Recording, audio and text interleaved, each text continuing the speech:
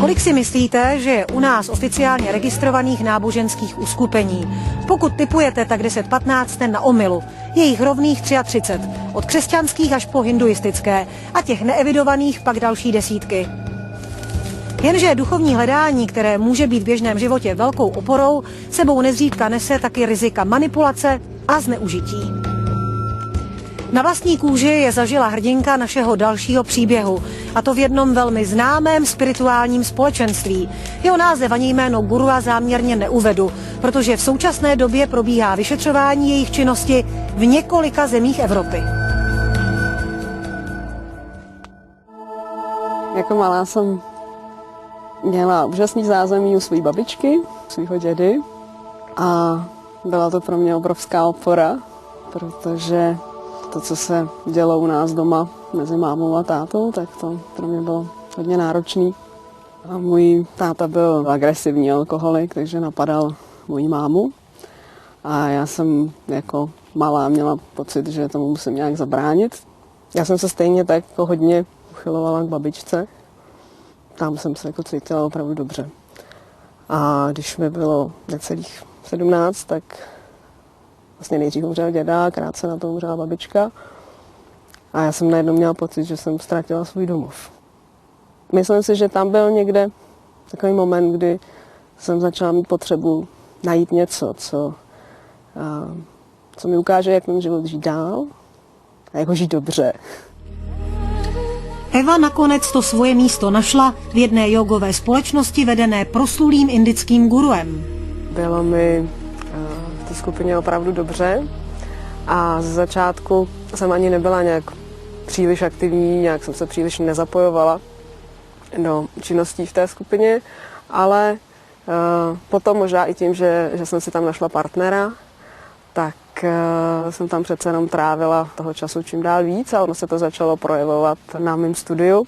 V té době jsem studovala medicínu a první 2 roky probíhaly jako velmi v pohodě, ale potom ten 3. ročník, tam jsem začala mít problémy, taky mi to najednou přestalo dávat tolik smysl. Říkala jsem si, že ta yoga má ten smysl pro mě větší a dávala jsem mi prostě víc času, víc energie.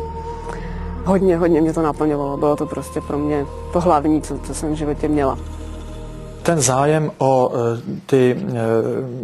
ty exotické tradice vlastně už je dost starý, nejméně nějakých těch 130 let, ale teprve v těch posledních 20 letech tady u nás skutečně cítíme, dá se říct dokonce příval těch duchovních učitelů. Je to skutečně trochu problematické, protože zdá se, že ta západní civilizace není úplně zvyklá na ten vztah, kterému odborně říkáme charismatický vztah, kdy na jedné straně je božská charismatizovaná autorita toho duchovního vůdce a na druhé straně jsou lidé, kteří svou vůli do rukou tohoto vůdce odevzdávají. Někdy zhruba po těch 5 letech můj učitel přijel do Prahy a přišel za mnou, a protože já jsem se starala o to jogové centrum, tak se mě ptal, jak se mám, jak se mi daří, a já jsem mu říkala, že mám problémy se studiem, a on říkal, že to můžeme probrat po tom večerním programu. V tom bytě v jedné té místnosti byl můj učitel a ten mě vlastně hned v zápětí jako zavolal k sobě a já jsem teda přišla do té místnosti, on tam ležel, byl oblečený do půly těla, bylo léto, bylo horko, mě to ani nepřišlo tak jako nějak zvláštní, nebo nějak mě to jako nepozastavilo. Pak řekl, abych si sedla k němu na postel, pak mi řekl, abych se slíkla do půly těla. A já jsem to udělala, protože mě v ten moment v té mysli mi běželo všechno to, co během těch prvních 5 let, co jsem v té jogové skupině byla, tak co jsem tam nějakým způsobem přijala, jako je to, že ten učitel vždycky ví, co dělá a že to vždycky dělá pro dobro toho žáka. On mi pak řekl, abych si na něj lehla, což já jsem taky udělala. A vlastně to pojednával tak, že vlastně říkal, abych se jakoby nabila energií svoje srdce o to jeho.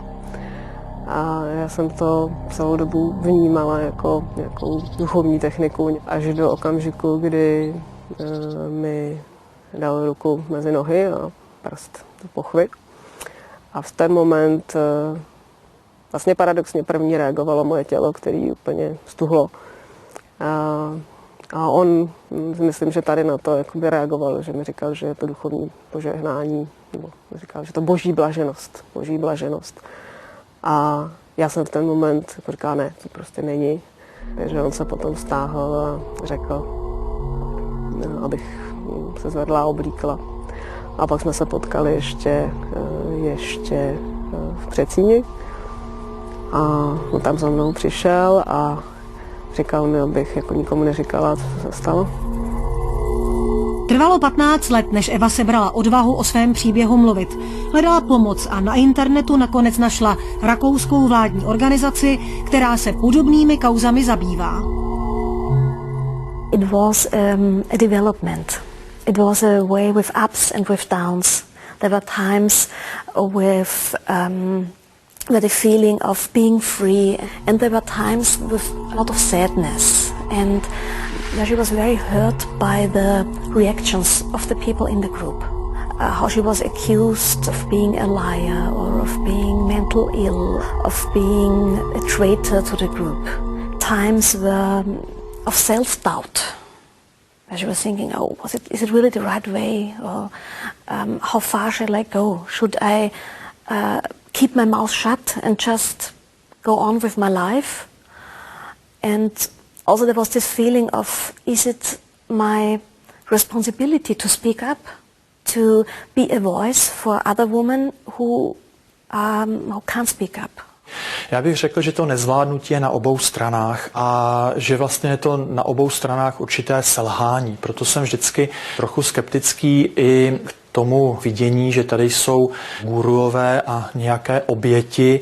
Ono je vždycky dobré si uvědomit, že ty oběti nejdříve ty guruji utvořily a teprve pak se staly jejich obětmi. Že to je prostě vzájemný vztah, který nejméně z jedné strany, ale nejčastěji z obou stran nebyl zvládnut.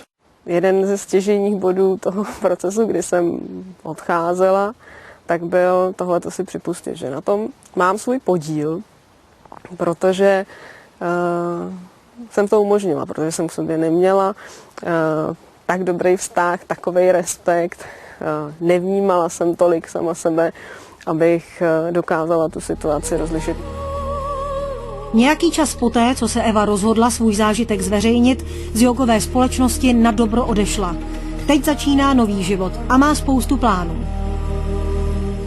Užívám si to, že se věnuju jiným druhům pohybu, třeba rychlejšímu pohybu, než co jsem dělala. Uvažuji velmi vážně o tom, že si chci, tak jako jsem nedokončila tu medicínu, tak mám potřebu si najít profesi, která by mě naplňovala. A ty možnosti, které se objevují, tak jsou moc fajn a já se na to opravdu hodně těším, že to půjde dobře.